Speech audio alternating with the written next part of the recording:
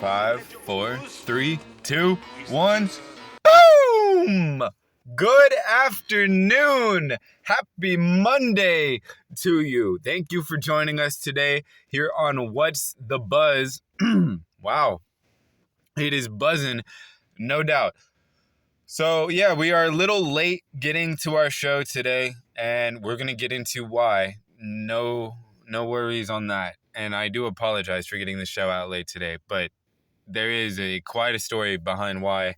And as I said, we will get to that in just a moment. But this is our first Monday show ever. I believe we got started for the first show ever on Wednesday of last week and finished up on Thursday and Friday. And so happy Monday to you. Happy start to your work week. I also mentioned on Friday's show that I had an exciting weekend out of town. Planned. And so that is also going to be discussed in today's show. I said I would report back, and report back I will. Couple of quick notes about today's show and kind of about the show altogether moving forward. Today's show, let's start with that. Today's show is not going to have the format that our last three shows did. We will pick up closer to that format on tomorrow's show, and I'll explain why in just a second. But there also may be some restructuring, some updating to our show in some small ways, but it's just in terms of structure, but not necessarily anything super specific to relay on that front at the moment. I just think that things evolve, and that as I've, after starting this show, basically deciding to do this show the day that episode 1 was recorded and released, and coming up with the whole concept and everything like an hour before, I knew that there was going to be room for improvement and room for growth and room for change as I did it, in that I just didn't want to hold myself back anymore, and I wanted to go ahead and jump into it once I had the concept kind of pop in my head. And so the concept will get tweaked, of course, now that I'm doing it and now that we're here. So that's enough rambling about that. That's kind of the general thing of the show.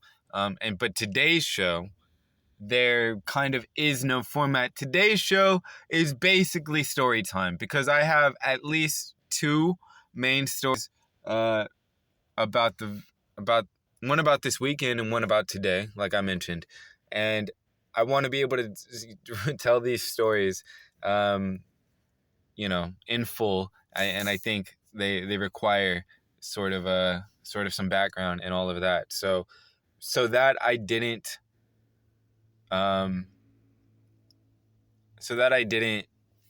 make the show like 2 hours long, I'm setting aside our format just for today and calling it story time. So I hope you enjoy. I hope you enjoy these stories. And also it just gives me an opportunity as a host to, feel out the different ways that this show can go. And also you as the listener can, tell me the different ways that you like the approach to the show and what you resonate with the most. So I'm looking forward to that as well. Now, so usually, of course, we would be getting into our high 5 topics of the day, the local news, world news, sports news, jam of the day, and then our closing message. Today, good thing it's Monday, because we can kind of cover the things we haven't covered,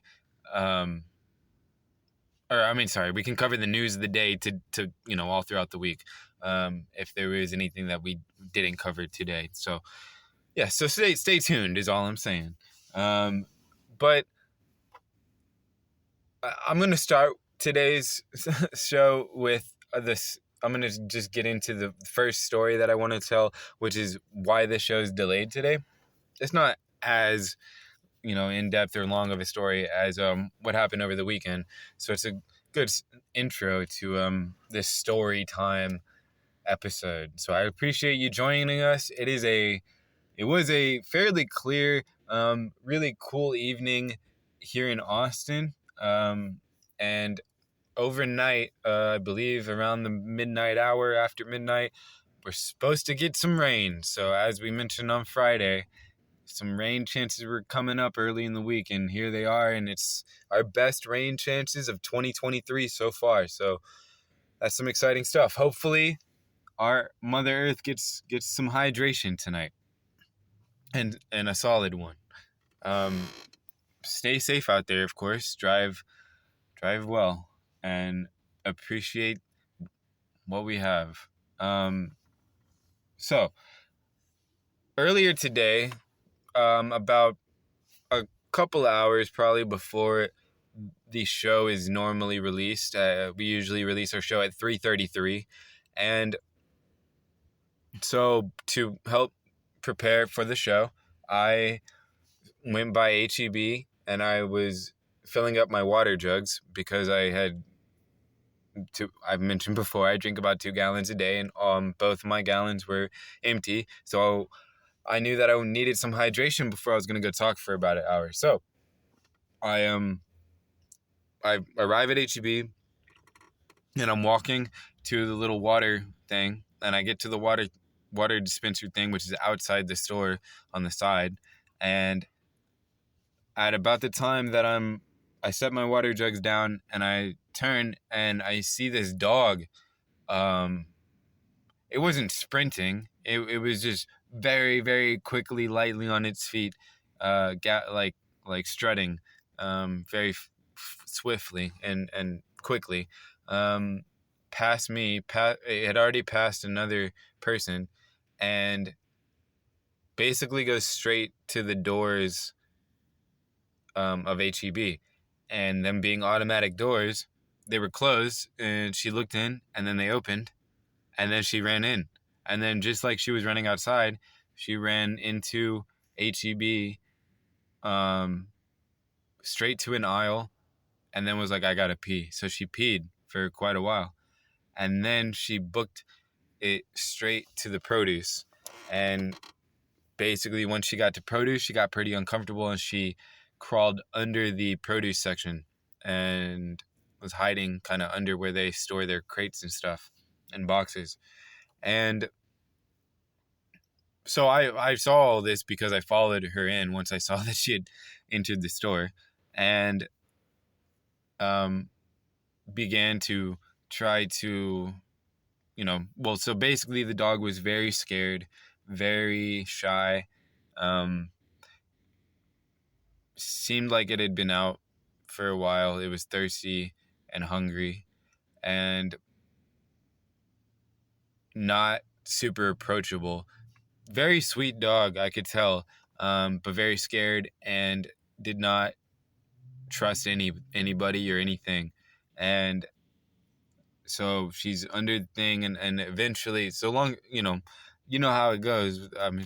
Maybe you don't, but like with a dog who is very scared and sheltering itself and backing itself into a corner where it feels safe, and then someone is reaching into that corner where they are and saying it's okay, like it's not always convincing to a dog in that situation.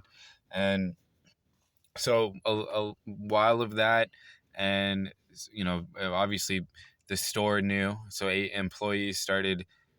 Some started helping, some started watching, some started trying to help me help the dog. And so we were able to get it some water and some treats, and then I was able to have it sniff me, and I was able to pet it around the neck, started kind of scratch. And it did snap at me a couple times when I attempted that before, but we continued to build trust. I mean, it was taking a while, and yeah, uh, eventually that trust was broken between her and I, because people started wanting me to try to leash her, and basically she didn't respond well to the leash, and then I became the bad guy at that point. So thankfully one of the other employees was able to kind of get it out, but basically every time someone was able to coax it out with treats, um, it would come out, and then when it realized it was all the way out, it would turn around and run right back under the produce stand, and it could tell it was tired. It just wanted, because when I was there with it, it was I mean she I said sorry, not it, she curled up in a little circle and went to sleep for a second. I felt really sorry for it, and for her, jeez. And yeah, so at some point a lady walks by in produce, and she bends down and she sees a dog, and she's like, oh my gosh, is that the dog from next door? And I was like, I have no idea. I don't have next door. And she was like, oh, that looks just like the dog from next door. It went missing earlier. She's like, I'll call the owner. And I was like, oh wow, sweet, yeah, definitely do that. And she's like, oh, I left my phone in the car. So she disappears for like a while, and I did not know why or what was going on. I thought she was gonna come back, and so then at this point, one of the HEB employees is called animal control. So now animal control is on its way, and I'm like, oh man, someone has to figure out. And then like I'd made progress with it, but now it feels betrayed. So someone, I don't really think any of these people are going to be able to get this dog to like go all the way out to the door, and exit this building. And if animal control comes, this dog is going to get even more traumatized and likely doesn't have a shot, even though she's super sweet. And those people just don't understand these things. So, I mean, it's not just like that with dogs either. A traumatized person who acts out and needs help is, put in prison or killed. So, same concept, different species, but same energy, same system. And so, anyways, then all of a sudden, after a while, I'm like, this lady had to have found her phone. Like, I mean, her bags are in here. She didn't just leave. And then all of a sudden, this guy sprints into the produce section, goes straight over to the dog, starts calling her, and she finally realizes it's him, and she jumps into his lap, and he's almost in tears, and the dog is so happy. And while this is going on, I'm looking at the owner, and I'm hearing him talk, and I'm like, wait a second, I know this guy. And I'm like, I know this guy from something, I swear. And so I walk over to him, and I've been over, and he was, petting his dog, and he had set flyers on the ground. And, cause he had been out, he said, all morning putting out flyers, and she got out this morning, escaped from the leash, and they've been freaking out trying to find her, him and his roommate, I guess. And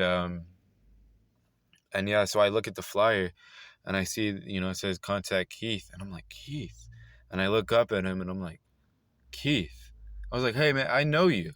And I was like, he's like, oh yeah, man, I haven't seen you in forever. And I was like, yeah, I taught you at McCallum. And it turns out he was a senior when I worked at McCallum, and I was one of his educators. And yeah, he was like, I haven't seen you forever. I was like, yeah, it's definitely been a while. And so him and his roommate got the dog, and they walked out, and the dog was so happy, so excited. Yeah, it was really cool. So happy for Keith, happy for Kira, I believe is the name of the dog. Super sweet girl. It was a beautiful reunion, but I don't know how long it took. It seemed like over an hour, and that I was on the ground in the produce section, trying to help this dog. And so yeah, when I got done with that, I finally went back and I filled up my waters, and then I got back to the car and I looked at my phone, and it was like 3:15, and I was like, all right, today's show is gonna be a little delayed, but it's for good reason. Keith and Kira happily reunited and moving on with their wonderful week. So I love to see that, love to hear that. Just wanted to share that as well. It would have been a little different if it wasn't as happy of an ending. So yeah, that's why the show is delayed today. But majority of today's show is going to be devoted to our story number 2, which man, this originates in December. So this isn't necessarily directly connected, but it's always felt connected, and it's always been the way I preface this story for whatever reason. But it was either in late November or early December. A guy that I've mentioned on this channel before, about he does space weather research. He's an independent researcher that studies the sun and the effects of the sun, which we talked a lot about in the show, and especially a lot about on Friday's episode. But basically, his name is Ben Davidson. He runs a channel called he runs a channel called Suspicious Observers and a website called spaceweathernews.com. And he was having a open presentation given in Houston. He's been doing kind of a tour around certain spots in the U.S. where he'll come and people are invited, buy a ticket and can come see him talk and ask him questions and that type of thing and hang out. So he had done one previously, I believe it was in Phoenix, and I had been in Arizona just like a few months prior, but at that point I was here in Austin. And so months later I see, oh, he's got a Houston event. That'll be good. So I went. That's the point. And the event was on Sunday, December 4th. Excuse me. And on Sunday, so I can't remember if I don't think I got a hotel. I think I stayed in Austin until that morning, and then I drove to Houston, if I remember right. And so basically, that's not the point. I came back to Austin that night after that presentation, and I was sitting in a parking lot outside of HEB, a different HEB on the other side of town, and with my co-hosts Nova and Amber, who by the way are here, don't worry, but we had a very active morning this morning at Zilker, and they are very knocked out, and that's usually how they are, honestly, when a cold front is blowing in and a storm is brewing, is it kind of relax most of the day. But anyways, they had a big breakfast and they're feeling good, and I'm really happy for them. So to get to the point, December 4th nighttime, I'm feeling sort of motivated, sort of driven, but also, I don't know. What I'm thinking in my head is I need to aim higher. I need to swing farther. I need to not put myself in any box or limit myself in any way from anything that has, ever restricted me, or any mindset or any other thing that was put on me by other people. And I just need to swing for the fences and go out there and get it, basically. Whatever it is, I can go get it. And I was like, well, what do I enjoy? What do I like? What have I always wanted to do? And the first thing that came to my head was how the first thing profession or career I ever saw for myself was, like in elementary school. And I was like, I'm going to be an actor. I was in like school plays in elementary school and all that stuff. I love theater. So I love theater class in like middle school and all that. And so I was pretty dead set on becoming an actor all the way up until 9th grade. And basically what happened was that in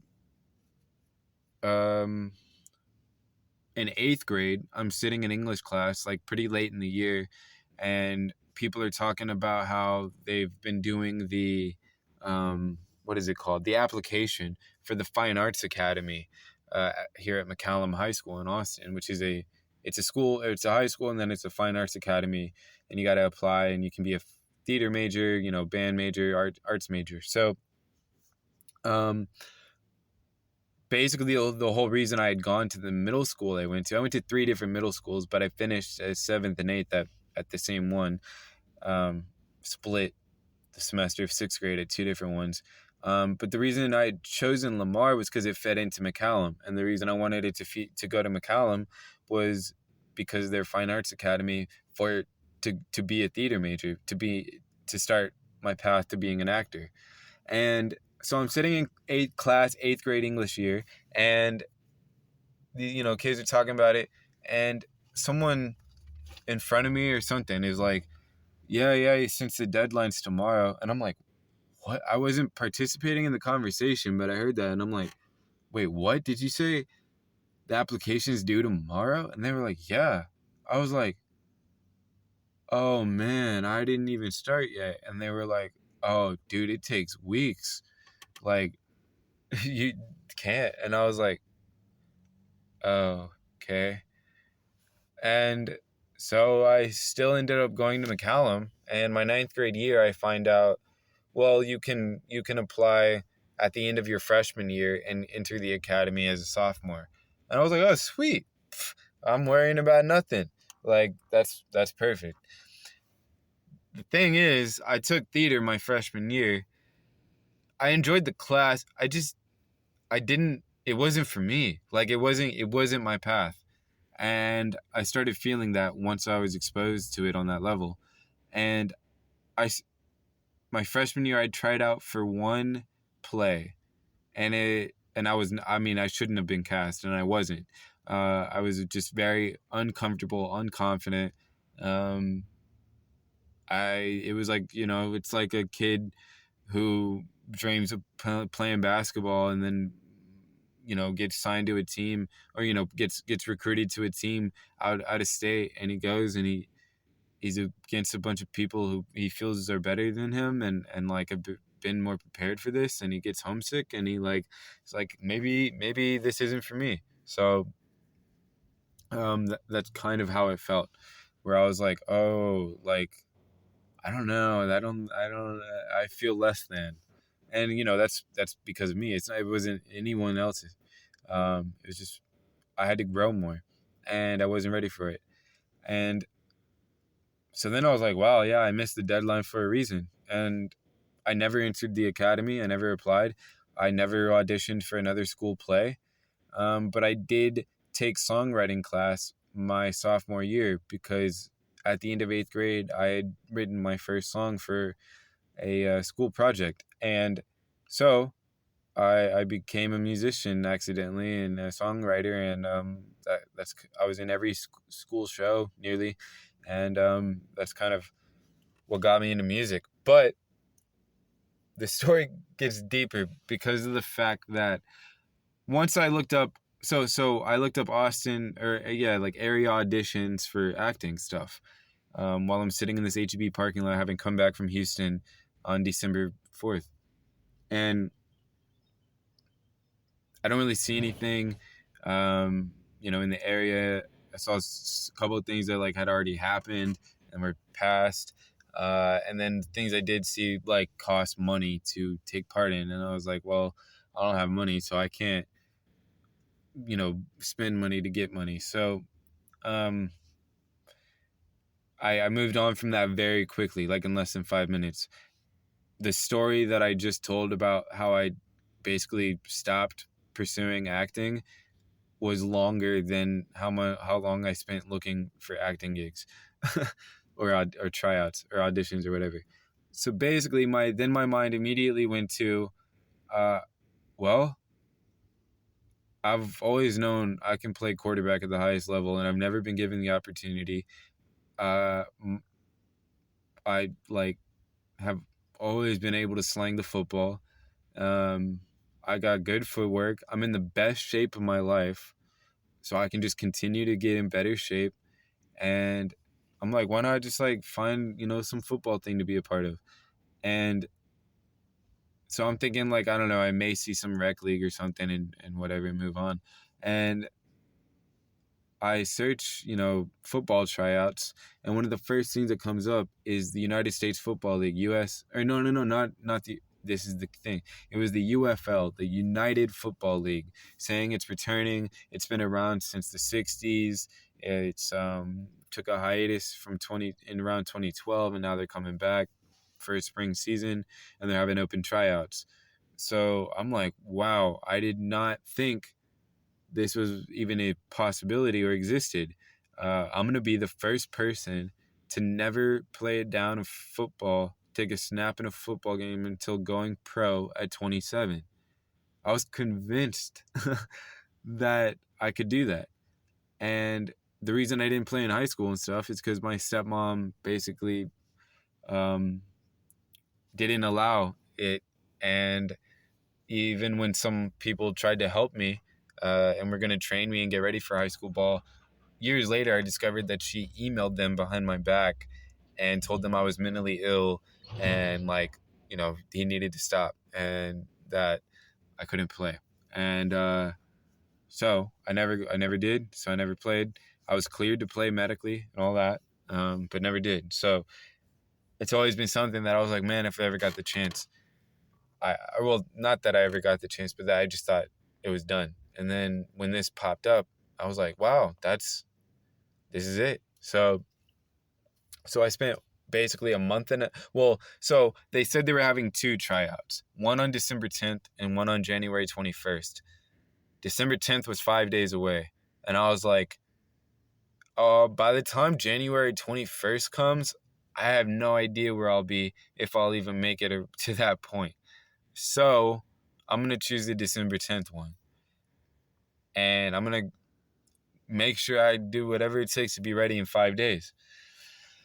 So I do. I train myself for like 5 days. I go to Houston on Friday night. The tryouts on Saturday, December 10th. I sleep at a motel in Sugar Land on Friday. I wake up on Saturday morning ready to go. And I check my email. And the day before, I get an email saying that the tryout has been postponed and that they're combining it with the January 21st tryout. I don't need to pay the $75 for the ticket again. And it's already transferred over, and they look forward to providing us with player evaluation at that time. So I'm, a little disappointed, but I'm also, I wouldn't have wasted the money on the motel or the gas or all that. But I'm also like, wow, well, I gave myself 5 days to get ready, and they just gave me a month and a half. So here we go. So I go back to Austin, and I spent the last month and a half getting the best shape of my life. I mean, I already kind of was, but just like even more, like to another level. And yeah, so man, so fast forward basically all the way to Saturday, which, by this point, I didn't have enough money to get a motel, even if I wanted to.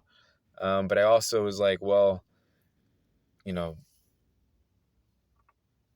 let me just make sure it happens before I spend even more money on this. So slept in Austin that all week or whatever. So woke up Saturday morning at like 4 a.m. and I was like, all right, let's make sure I get there on time. So I started driving to Houston, and I'm stopping for gas. I'm stopping for bananas and body armors, drinks, and all that, and making sure. So I go to the dog park to make sure that Nova and Amber can have some outside time before I go to this tryout. And so we spend like over an hour at the dog park in the morning in Sugar Land, and then I'm like, all right, it's about that time. So we head to Houston, and we show up to the address that is on my ticket. And I say that because there was a different address on the website under the Houston tryout page. And so I'm like, well, I should probably go with the address that's on my ticket because that's my ticket. So I get there and I see a bunch of soccer guys on the field, and I see a security guy, standing outside. So I'm like, cool, he'll know. So I walk up to him, I'm like, hey, do you know what's going on with the Houston Bighorns tryouts or which field that is?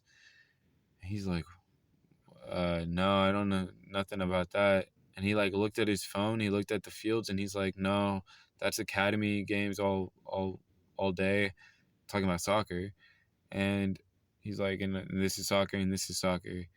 And he's like, I haven't heard anything about that. And I'm like, okay, interesting. So I was like, oh, I'll give him a call and try to figure it out. Thanks. And I go back to my car and I look at the email that they sent me when they postponed my one from December. And I give the number a call and some lady answers, United Football League, how may I help you?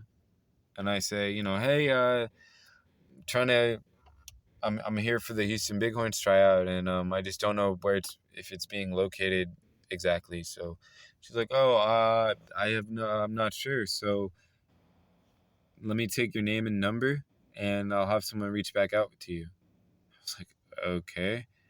So I do. So by this time, I finally find a couple other guys who are like me there for the tryouts, and I'm like, all right, it's not, I didn't just make this up. And they can't figure it out. And, or actually, before I even met them, I'm like, okay, well, let me go to the other address just in case. Well, let me see where it is. And it's 20 minutes away, like 17 miles away. And I'm like, God dang, if they're going to start soon, like, then I got to get over there now. So I book it over there. And that's where I met two other people who were there for the tryout as well. And when I went inside, it was at a stadium. When I went inside, the security guard there said, no, we have high school girls basketball games all day. Like, she's like, we met one other guy who asked that too. But we don't, like, it's not here. She said, this is the address we were given. And she holds up the address that I had just come from. I was like, well, I was just there. Like, I came from there to here because they said that there was nothing going on over there.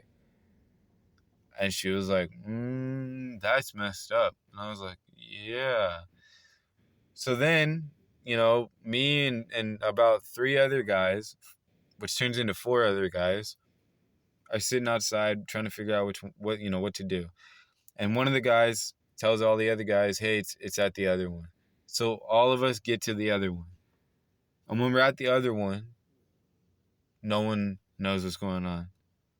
And everyone's like, yeah, I don't know. There's no one here. And slowly but surely, one person finally is like, yeah, we got scammed. And it didn't make sense to me at first. I was like, what? I mean, like, but man, we got scammed. And man, one of the dudes flew in for 2 days from Seattle with his mom. It's his second tryout for something since tearing his ACL, and he was coming back. He was a running back. Great dude. I'm sure he's an excellent football player. And two of the guys said they had spent time in a league in Detroit that was also super disorganized, and they had to fight to get paid. And apparently that's a thing. Some of these fake pro leagues pop up, and it's a scam. And they were telling me about some stories about these guys in Detroit who had like 3 kids, left their families, like living in the car, spent thousands of dollars for nothing, for a scam. And so I ended up driving immediately back to Austin. And I kid you not, I couldn't stop smiling. The whole 2.5 hours back to Austin, I just spent smiling. I it was just so, I don't know, amusing to me that I spent the last of my money And in a month and a half, like, believing in myself that I was about to do the impossible. And I mean, I still believe I would have done it if it was legit. But I spent a month and a half getting in the best shape of my life, and someone else spent a month and a half behind a computer screen scamming people. Like, who really won? You know, I got my health, wealth. I got my health, not wealth. I'm working on my wealth. I got my health and my peace and my strength, and my pups and my whole life ahead of me. I don't know what that person's doing, but hey, they can have my $75. I'll take my life. That's for dang sure. So ultimately, I came back to Austin. I delivered some groceries. I made enough to get the dogs food and get me a little bit of food. And we lived to see another day. Not quite as exciting as I thought I was going to be reporting back here on a Monday. But it is what it is, as they say. So that was how the weekend went. I mean, Sunday we just spent kind of recouping, I would say. Just kind of coming back. Sunday, actually, you know what's funny? Sunday, we spent looking at every acting gig we could. And I spent hours emailing and inquiring about a bunch of different types of films and shows and short films and local projects, and everything I could that I felt I resonated with and that I could do as an actor. So I guess it did come full circle a little bit. And maybe it will complete. And maybe it won't. Maybe there's something else in store. Who knows? Because I certainly don't. I've lost all concept of what the heck is going on. And how exactly to proceed. But I know that I'm going to keep my eyes open, and I know that I'm going to keep growing and keep smiling and keep shining until I either fall over or I rise.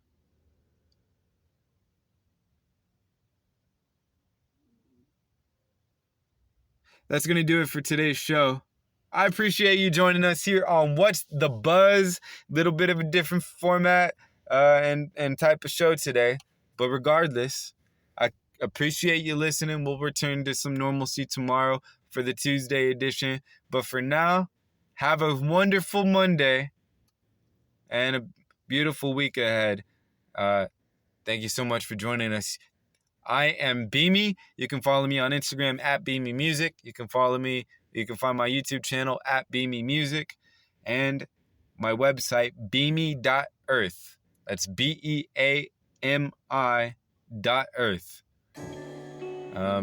Yeah, and I'm also gonna I'm starting to get into writing a little bit, and I may be putting up some more writing on my website.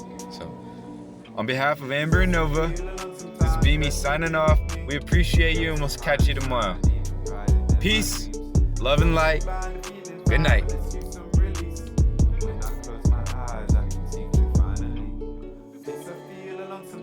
That's okay with me. I've shown that I can cry.